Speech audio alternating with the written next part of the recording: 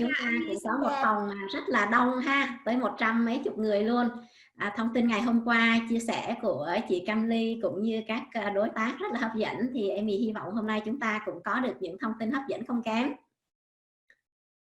Rồi để xem, Amy thấy có một số câu hỏi, chắc là những câu hỏi thì Amy sẽ trả lời sau nha. Trước tiên thì hôm nay Amy muốn chia sẻ một vài thông tin. Thứ nhất là US Home mong muốn các GIA của chúng ta thành công như thế nào và có được những cái điều gì để có thể hỗ trợ được cho các GIA. Cũng như Amy cũng sẽ điểm tin qua các tình hình bất động sản ở Mỹ hiện nay, cũng như là những cái thông tin mà Amy nghĩ sẽ rất là hấp dẫn cho chúng ta. Thì như vậy các bạn, US Home cũng như Canley Group, chúng tôi hoạt động dựa trên một cái nền tảng rất là tin chắc về cái lợi nhuận nhân quả cũng như cái sự cho đi.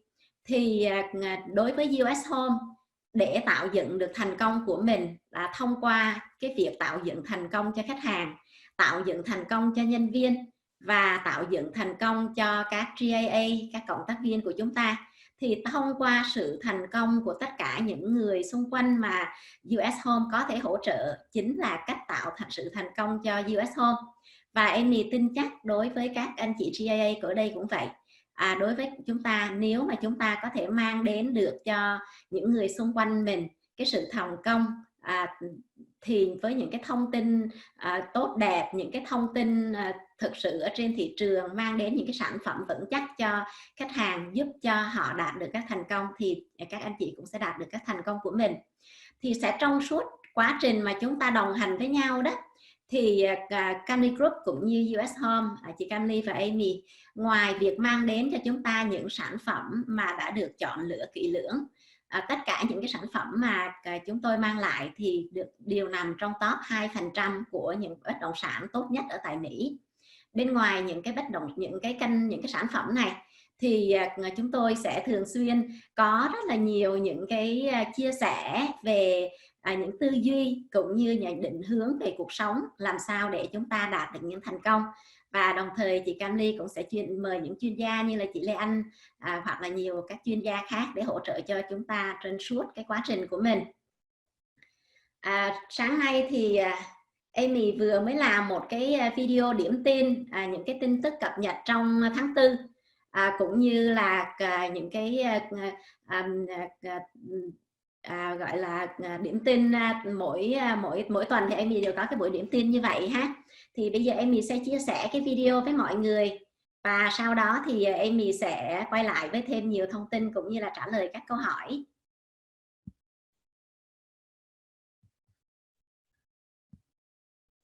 Rồi mọi người, sorry.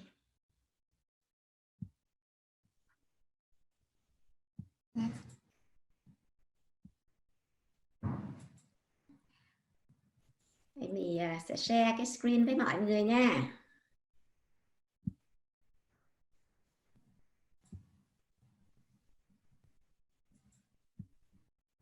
Mọi người có thấy screen của Amy chưa ạ? Dạ có chị Amy.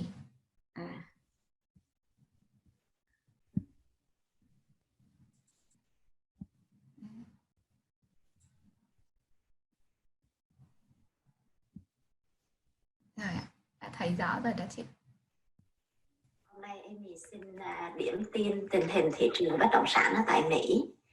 Chủ yếu chúng ta sẽ tập trung vào thị trường nhà ở, vì có rất nhiều các anh chị đang hỏi Amy là những giá cả nhà ở tại Mỹ ra sao rồi, có những cái deal nào hay không để các anh chị có thể đưa ra những cái quyết định nhanh chóng.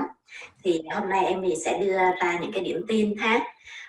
Tình hình bất động sản các căn nhà ở tại Mỹ thì số lượng các deal xảy ra hiện nay rất là ít. Cái doanh số mua bán qua lại thì không xảy ra nhiều.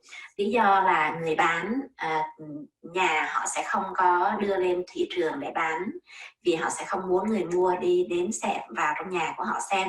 Cho nên trừ khi những người nào mà rất cần bán nhà thôi, còn hầu hết thì nhà hiện nay là không có nhiều ở trên thị trường. chủ yếu là các giao dịch mua bán xảy ra với các căn nhà mới được xây bởi các builder. Như vậy theo như chúng ta đều biết là tháng 1, tháng 2 vừa rồi đó, trước khi corona tác động đến thị trường bất động sản ở tại Mỹ, thì tháng 1, tháng 2 đó là cái thời điểm mà bất động sản ở tại Mỹ cực kỳ nóng, nguồn cung không đủ cầu, nhà lên thị trường thì trong vòng một vài tuần là bán được liền. Và đến tháng 3 thì khi có những cái lệnh yêu cầu cách ly thì thị trường đang chững lại và cái số lượng nhà bán đang rất là chậm. Tuy nhiên nói về giá cả thì không có cái sự giảm thiểu nhiều trong cái giá nhà như là mọi người đang chờ đợi để có deal. Amy có gọi nói chuyện với hệ thống các realtor ở các thành phố ở tại Mỹ, thì được cho biết rằng cái giá nhà có giảm đâu đó một vài %, còn không có nhiều. Thậm chí một vài thị trường hot như là Seattle hoặc là Tampa thì thậm chí cái giá nó đang rất là nóng, không hề giảm luôn, vì rằng ở đây cái nhu cầu của người mua đang cao hơn cái lượng hàng có sẵn. Amy cũng nói chuyện với đối tác là Lena. Lena là một nhà xây dựng lớn nhất ở tại Mỹ và họ có xây dựng nhà ở khắp nơi ở trên toàn nước Mỹ. Thì Amy cũng hỏi rằng có ở chỗ nào, thành phố nào mà giảm nhiều mà có deal hay không, để Amy sẽ giới thiệu những cái ưu đãi này cho khách hàng của mình. Thì Lena cũng cho biết rằng hiện nay cái số lượng nhà bán cũng đang diễn ra khá là tốt, cho nên deal thì cũng sẽ không có chăng thì đang có được một vài nơi có những cái ưu đãi là khoảng từ 1 đến 2%. Đó là cái tình hình về thị trường nhà.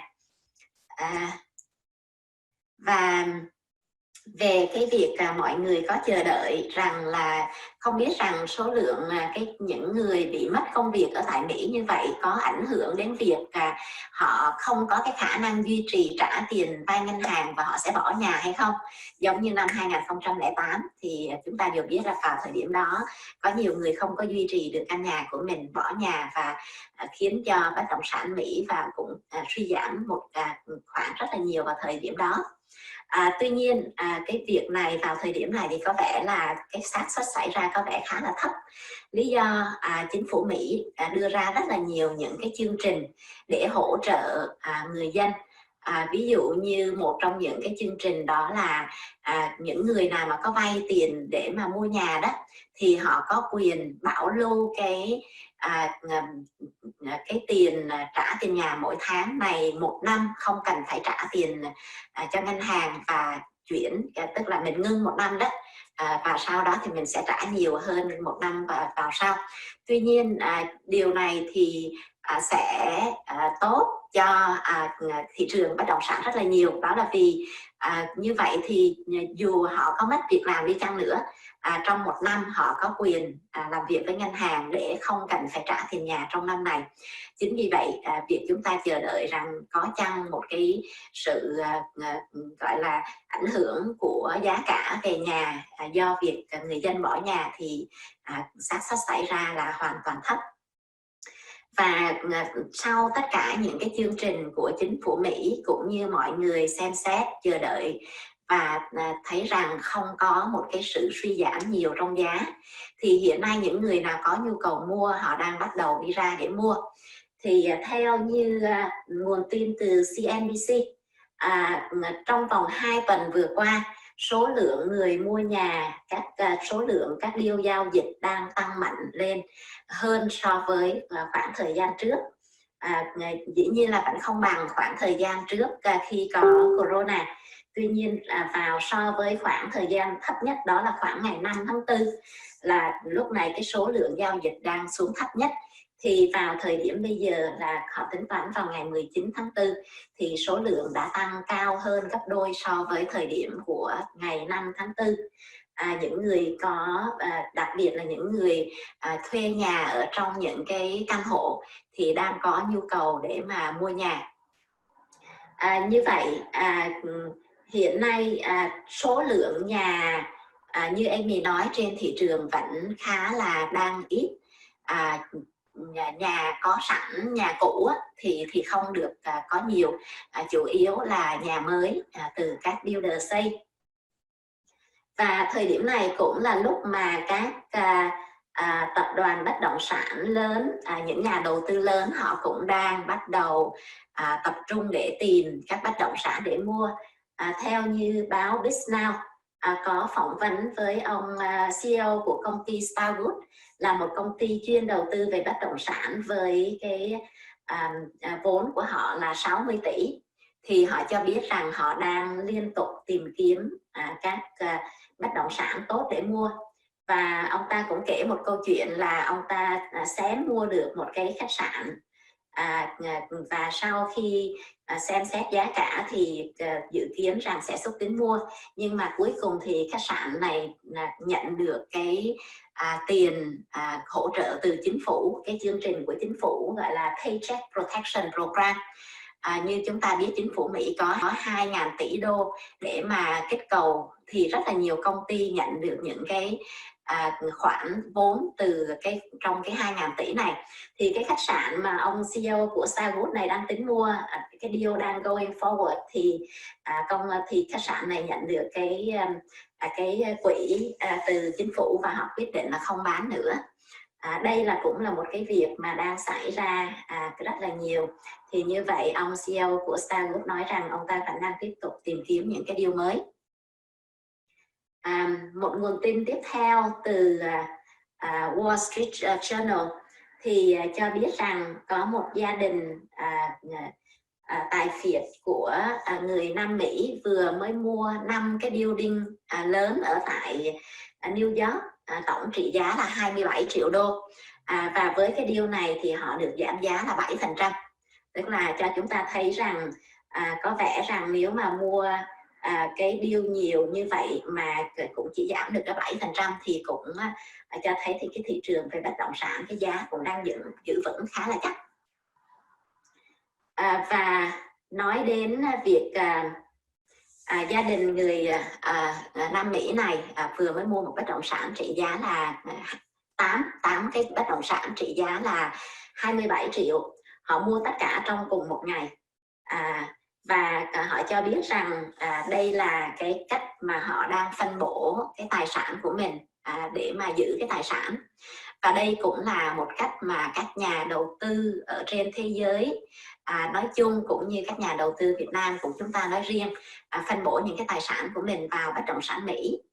Amy cũng có đọc tin về ông Ortega, đó chính là nhà chủ của tập đoàn thời trang Zara.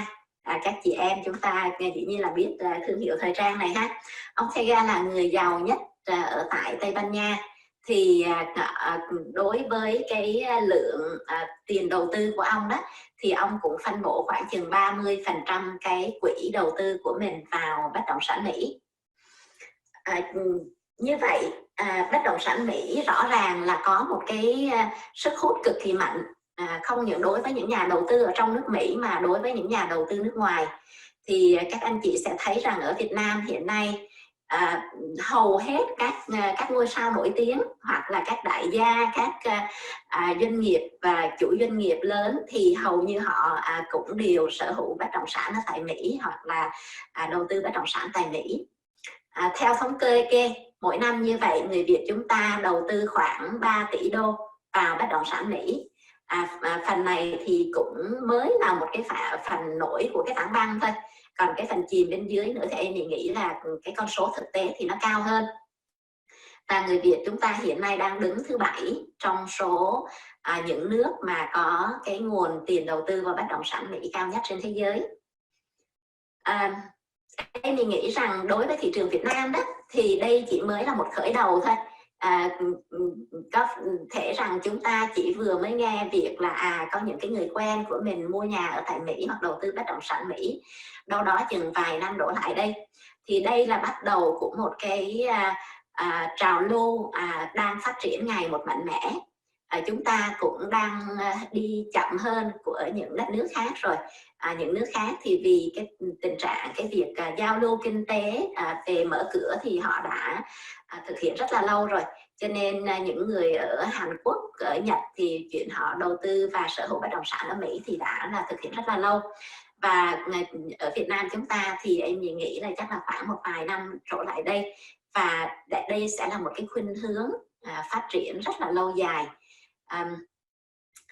Lý do vì sao người Việt Nam chúng ta cũng như là những nhà đầu tư ở trên thế giới xem Mỹ như là một nơi khá là tốt để mà phân bổ tài sản của mình, thì trước tiên đó là em nghĩ đối với những người kinh doanh đầu tư của chúng ta thì chúng ta đều hiểu một cái tiêu chí rất là quan trọng, đó là mình luôn luôn nên phân bổ cái tài sản của mình đến nhiều nơi, không nên bỏ tất cả các trứng vào cùng một rổ. Lỡ mà một rổ nó rớt bể thì mình sẽ còn nhiều cái rổ khác, đúng không? Thì đây là một điều mà chúng ta đều biết, và tất cả những nhà đầu tư trên thế giới cũng đều nắm rõ cái quy tắc này. Như vậy khi mà chúng ta nói là phân bổ tài sản, đầu tư để trứng vào nhiều rổ khác nhau, thì vì sao cái rổ ở Mỹ này nó lại có cái sức hút như vậy? Dĩ nhiên nhà đầu tư trên thế giới họ sẽ đầu tư khắp nơi, Mỹ, Canada, châu Âu, châu Úc, khắp nơi. Tuy nhiên Mỹ hiện nay vẫn là nước mà thu hút cái nguồn tiền đầu tư vào bất động sản cao nhất trên thế giới. Một vài lý do Amy xem và phân tích từ các xem xét các phân tích từ các chuyên gia đó, thì lý do thứ nhất đó là tiền Mỹ, tiền USD luôn luôn là đồng tiền giữ vững cái giá trị của mình trong tất cả các bối cảnh kinh tế ở trên thế giới. Nếu như mà trên nền kinh tế trên thế giới, ví dụ như tình hình hiện nay chẳng hạn, chúng ta thấy rằng là hầu như nước nào cũng đang bị ảnh hưởng, thì bất động sản, cái tiền đô Mỹ, ngoại tệ tiền đô Mỹ sẽ là cái đồng tiền giữ vững giá trị. Anh chị sẽ thấy là so với chừng 2 tháng trước đây thì tiền đô Mỹ có tăng hơn so với tiền đô la Ca, cũng như là đô Úc, cũng như là tiền bảng Anh. Thì như vậy hoặc là chúng ta giữ đô Mỹ, hoặc là chúng ta mua bất động sản Mỹ, thì cũng là một cách để mà bảo vệ cái tài sản của mình bằng tiền đô Mỹ này. Thứ hai đó là Mỹ có một nền kinh tế cực kỳ mạnh, nền kinh tế mạnh nhất thế giới. Và khi tài sản của chúng ta được nằm trong một cái nền kinh tế mạnh như vậy đó, thì khiến cho chúng ta cảm thấy khá là an tâm. Amy là người Canada, Amy hiện nay đang sống tại Vancouver, Canada.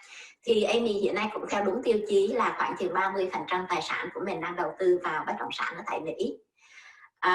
Và mình qua tất cả những cái biến động, việc nhất là vào cái tình hình corona vừa rồi, chúng ta thấy chính phủ Mỹ họ rất là nhanh chóng, ngay lập tức có những cái chương trình biện pháp để chống lưng cho cái nền kinh tế liền. Họ là nước trước tiên đưa ra cái gói kích thích kinh tế 2.000 tỷ, và đây là cũng là cái gói kích thích kinh tế lớn nhất trên toàn thế giới. Và như Amy có nói qua vừa rồi đó, các anh chị thấy là cái gói kích thích kinh tế này nó được phân bổ ra cho rất là nhiều những cái công ty. Như vậy thì những công ty này họ sẽ giữ lại những cái bất động sản của họ, cũng như là giữ lại những cái người, thay vì sa thải nhân viên thì họ sẽ giữ lại nhân viên, vì là họ được cái gói để mà chi phí trả nhân viên này hầu như là sẽ được chính phủ chi trả.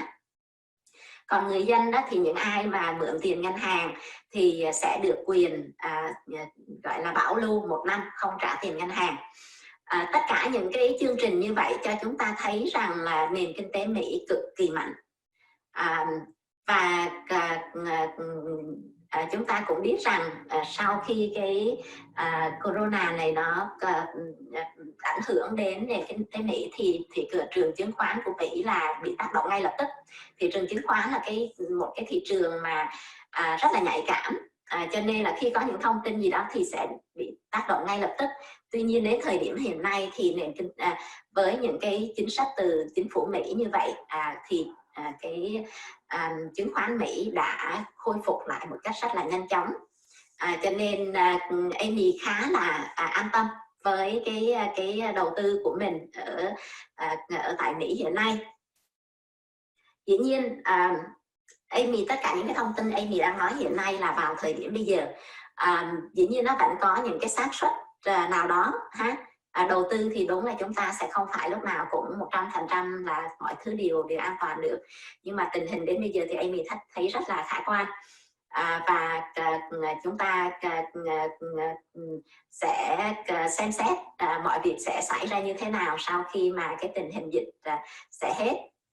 Và như vậy đó là những thông tin mà Amy muốn chia sẻ về việc nền kinh tế của Mỹ. Thì ngoài ra như Amy nói là có 3 lý do ha. Lý do thứ nhất, mà những 3 lý do mà các nhà đầu tư thế giới rất là ưu ái bất động sản ở tại Mỹ. Thứ nhất là về tiền đô này, thứ hai là nền kinh tế Mỹ này, và thứ ba nữa là Mỹ có những cái chính sách mà rất là ưu ái nhà đầu tư nước ngoài. Nhà đầu tư nước ngoài có quyền sở hữu bất động sản tại Mỹ cũng như đầu tư bất động sản Mỹ y chang như là người bản xứ, không có một cái sự khác biệt nào hết. Chúng ta có thể sở hữu bất động sản đứng tên của mình. Và hồi trước thì Amy biết là có một số anh chị thường hay mua nhà ở Mỹ có thể là nhờ người thân ở đây đứng tên. Tuy nhiên việc này thực tế là không cần các anh chị ha. Mình là người Việt Nam, mình có quyền đứng tên bất động sản ở tại Mỹ, không cần phải nhờ ai hết. Và chúng ta có quyền sở hữu bất động sản này 100%. Và tài sản bất động sản là được sở hữu vĩnh viễn, cả nhà và đất. Chúng ta có thể giữ vĩnh viễn, truyền từ đời này sang đời kia mà không có những cái giới hạn về thời gian. Và thứ tiếp theo là về những cái chính sách mà về hỗ trợ những nhà đầu tư nước ngoài đó, thì Mỹ không có bất cứ những cái lệ phí gì khác cho người nước ngoài khi mà họ mua bất động sản tại đây. Có rất là nhiều nước đang có những cái thuế phí dành riêng cho những người nước ngoài để mà hạn chế người nước ngoài mua bất động sản. Ví dụ như ngay tại Vancouver, Canada này, thì nếu như những nhà đầu tư nước ngoài nào muốn mua nhà ở đây thì phải đóng thuế 20% trên cái giá mua. So với cái người bản xứ thì sẽ không phải đóng 20% này. Còn người nước ngoài nếu mà mua bất động sản tại đây thì phải đóng 20%. Thì cho chúng ta thấy với những cái chính sách của Mỹ hoàn toàn ưu ái và chào đón những nhà đầu tư nước ngoài thì thu hút rất là nhiều cái nguồn vốn đầu tư vào đây. Đó là những thông tin tổng quan mà hôm nay Amy đang xin được chia sẻ.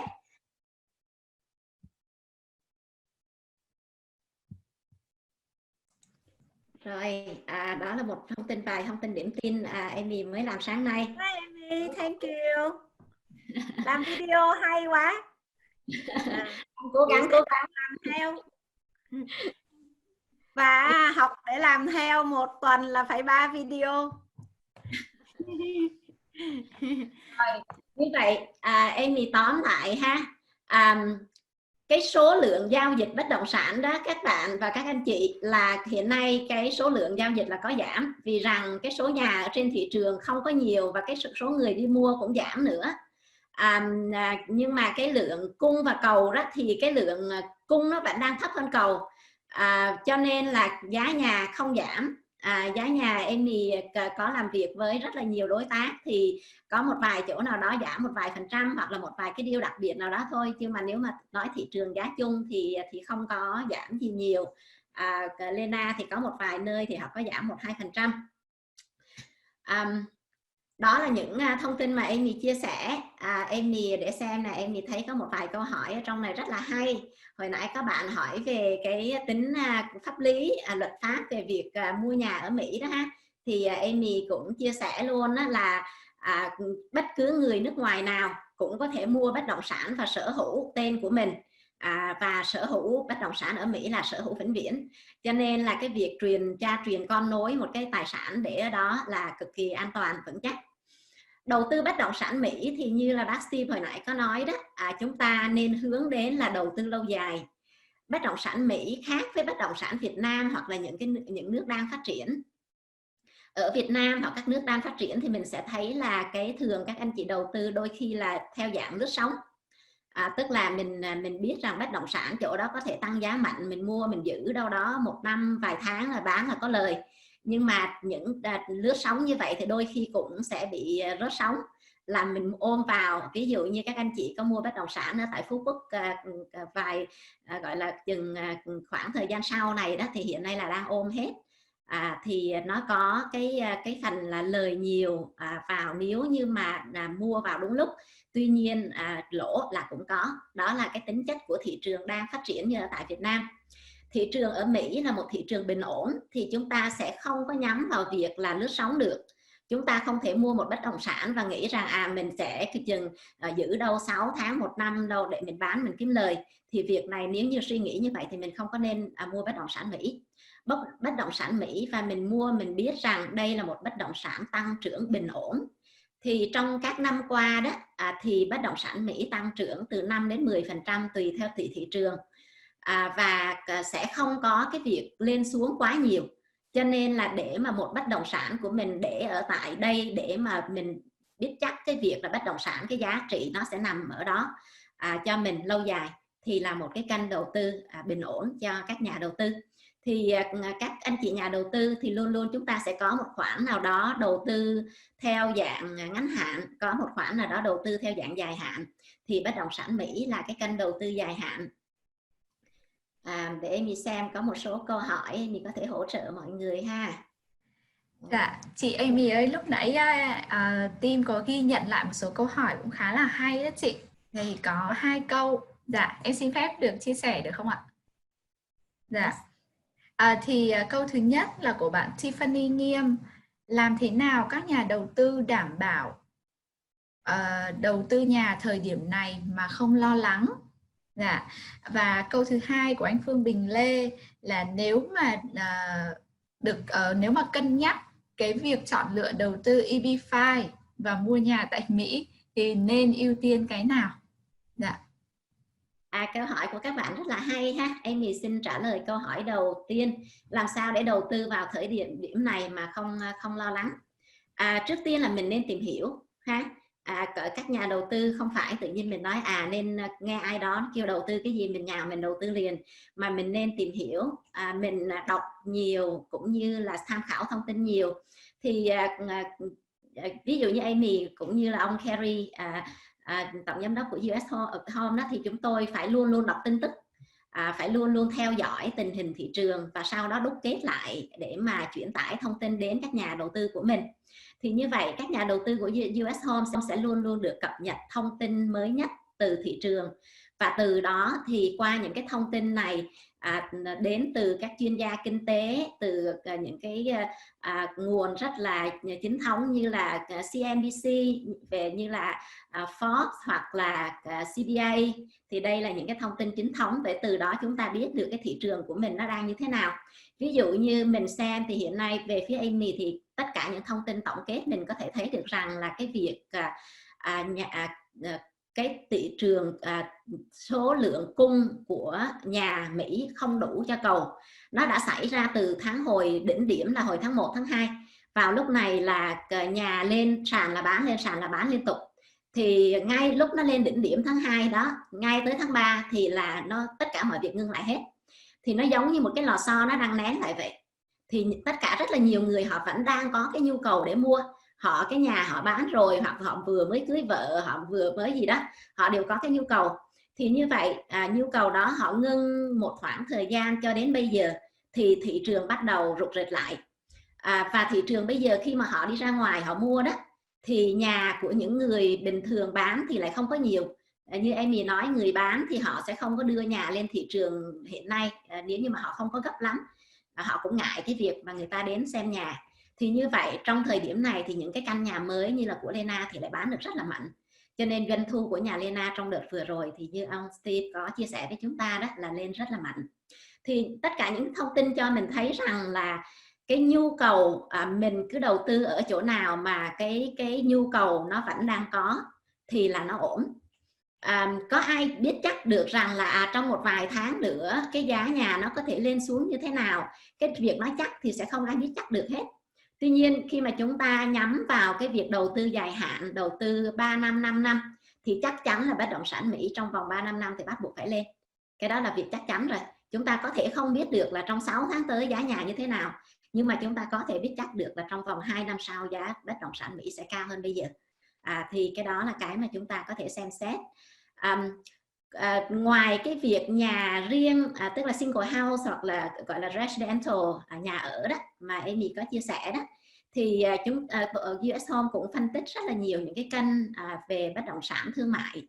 Thì sẽ có những kênh này nó sẽ tốt hơn kênh kia. Cái phần này thì Amy sẽ chia sẻ vào một buổi khác.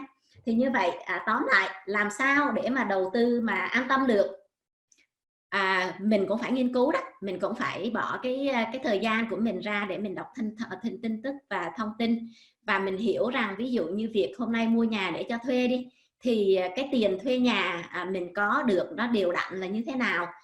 Ví dụ như cái giá nó có thể thay đổi một chút xíu hay gì đó, thì cái tiền thuê nhà mình vẫn đang đạt được khoảng 5-7% một năm, như vậy là có ổn với mình hay không, và mình định hướng cái mức lâu dài, thì mình nghĩ là mình có thể an tâm với những cái quyết định của mình.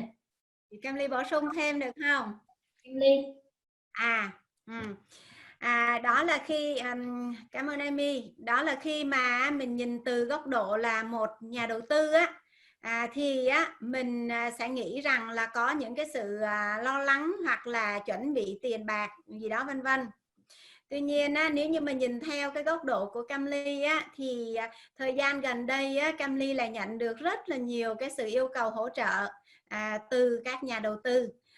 Đó là từ các anh chị mà mong muốn chia cái tài sản của mình ra nhiều nơi để mà đầu tư cho an toàn. Như tình hình trước đây thì có thể là anh chị đó có nhiều cái sự hỗ trợ, nhưng mà cho đến cái thời gian này thì các nhà đầu tư họ lại trở nên lo lắng nhiều hơn cho cái khối tài sản của mình ở trong một rổ ở trong một nơi. Thì các anh chị này nói rằng là hiện nay thì gửi ngân hàng cũng lo, mua vàng thì cũng lo, bất động sản ở Việt Nam thì mới bán được, và như vậy là cũng may, chứ còn nếu như để thêm nữa thì không bán được, không biết bán được hay không. Thì anh chị đang có một cái khoản tiền đó và mong muốn đầu tư vào Mỹ để mua cái tài sản cho chắc chắn. Thì các bạn thấy rằng cái nhu cầu của khách mà đang muốn phân bổ cái tài sản ra để mà có cái khoản đầu tư chắc chắn là rất là lớn, và chúng ta đang đóng một cái vai trò đang giúp để hỗ trợ như thế nào là tốt nhất, chứ không phải là chúng ta phải thuyết phục người này người kia đi mua. Đồng ý vậy các bạn ở trong GAA các bạn cũng sẽ được hướng dẫn để mình biết rằng là ai đang có nhu cầu. Thì để mà được như vậy các bạn cần post các thông tin về nhà cửa và bất động sản của Mỹ lên trang của mình một cách mạnh mẽ, thì người ta mới biết được để mà người ta đến người ta hỏi mình chứ. Vì thời buổi này là theo một cái marketing inbound hay outbound ta, đó có nghĩa là một cách là giúp cái thông tin để cho người ta, để cho khách hàng tìm đến với mình, chứ không phải là mình đi tiếp cận và mình đi thuyết phục và mình năn nỉ là chị ơi mua đi. Không phải chuyện đó, vì chúng ta thấy là nhà ở Mỹ là đang khan hiếm nha, và tìm được một căn vừa ý cũng cần phải đòi hỏi một cái sự chuyên nghiệp và một cái sự chỉnh chu và chuẩn bị rất là tốt, nên là họ sẽ cần những người rất là chuyên nghiệp mà do Cam Ly Group đào tạo ra. Thì Cam Ly hy vọng rằng các bạn sẽ học được những cái cách thức chuyên nghiệp để mà giới thiệu cho đúng khách đang có nhu cầu. Tóm lại là cái nhu cầu là đang rất là lớn cái nguồn cung thì cũng ít thôi, nhưng mà như một tập đoàn như Lena đó thì đang ưu tiên cho chúng ta rất là nhiều. Đó là Cam Ly bổ sung thêm một cái góc nhìn khác nữa nha. Cảm ơn chị Cam Ly. Thì như chúng ta cũng đã hiểu về cái khái niệm về đồng tiền hạnh phúc rồi. Tức là đối với khách hàng cũng vậy. Thì khi mà khách hàng đầu tư đó thì khách hàng cũng nên, khi mà cái tiền của mình bỏ ra đầu tư thì cũng nên hạnh phúc với cái việc đó. Không nên là vừa làm vừa lo. Cho nên là như chị Ly nói rất là chính xác, có nghĩa là chúng ta cung cấp thông tin cho khách hàng và khách hàng họ sẽ, sau khi họ xem xét, họ sẽ đưa ra quyết định của mình và hoàn toàn an tâm với cái quyết định đó. Cảm ơn chị Cam Ly. Còn câu hỏi thứ hai chắc là nhờ chị Cam Ly hỗ trợ luôn nhỉ. Ok, câu hỏi thứ hai là lúc này khách hàng nên đầu tư EB5 để lấy thẻ xanh hay là nên đầu tư bất động sản? Cái này cũng là cái câu hỏi của rất là nhiều khách hàng luôn. Thì ở tại Cam Ly Group á, thì chúng ta sẽ giới thiệu cho khách cả hai cái cơ hội luôn. Là hai cái sản phẩm. Một sản phẩm là đầu tư để mà lấy thẻ xanh, là đầu tư 900.000 đô, và chúng ta sẽ được, khách hàng sẽ được hoàn trả lại sau thời gian 5 năm. Và một sản phẩm là đầu tư bất động sản để có lợi nhuận, bắt đầu từ 100 đến 150.000 đô là có thể đầu tư được rồi. Như vậy chọn lựa cái nào là sẽ tùy thuộc vào cái nhu cầu của khách. Mình cần phải tư vấn để khách họ hiểu rằng là họ đang có nhu cầu nào quan trọng hơn. Ví dụ như là họ đang có gia đình cần định cư ngay thì cần phải mua nhà ngay chẳng hạn, hoặc là họ đang có con cái đang nhu cầu lập gia đình hoặc là gì đó mà cần phải mua nhà ngay, hoặc là họ chưa có nhu cầu lấy thẻ xanh vì con định cư hết rồi chẳng hạn, thì họ có thể đầu tư bất động sản để có lợi nhuận, đúng không? Rồi còn nếu như là họ đang có vài ba đứa con cũng đang chuẩn bị đi học nè, rồi gia đình cũng mong muốn có một cái sự phát triển ra thế giới nè, vân vân, thì họ sẽ chọn cái việc đầu tư để mà lấy thẻ xanh. Và khi mà họ quyết định để lấy thẻ xanh rồi thì cái chuyện tiếp theo để họ đầu tư một vài khoản để mà có lợi nhuận là cái chuyện là đương nhiên thôi. Cho nên chúng ta phải chăm sóc cho chu đáo và tận tâm và đi đúng theo cái nhu cầu của khách và để cho khách lựa chọn, chứ chúng ta không có chọn thay. Ví dụ như là người ta cũng đang cần thẻ xanh nhưng mà vì lý do gì đó thấy bên kia có lợi nhuận nhiều hơn mà nói rằng thôi đầu tư bất động sản đi để lấy lợi nhuận thì nó chưa hợp lý. Hoặc là ngược lại là người ta cũng chưa có cần thẻ xanh lắm thì người ta nên đầu tư bất động sản. Như vậy thì chúng ta sẽ ngồi xuống để mà phân tích tình huống của từng khách hàng. Và thông thường thì khách hàng họ đã tham gia vào cái sản phẩm này rồi thì họ cũng sẽ tham gia tiếp với cái sản phẩm kia khi mà họ có đủ điều kiện, chỉ là cái nào trước và cái nào sau thôi. Vậy ha, không biết cái này có đáp ứng đúng cái nhu cầu của bạn đây không ha? Như vậy là phải tùy thuộc vào mỗi khách hàng nhé. Yes, dạ cảm ơn chị Cam Ly và cảm ơn chị Amy rất nhiều. Các bạn có feedback lại là cảm ơn các chị rất nhiều về câu trả lời.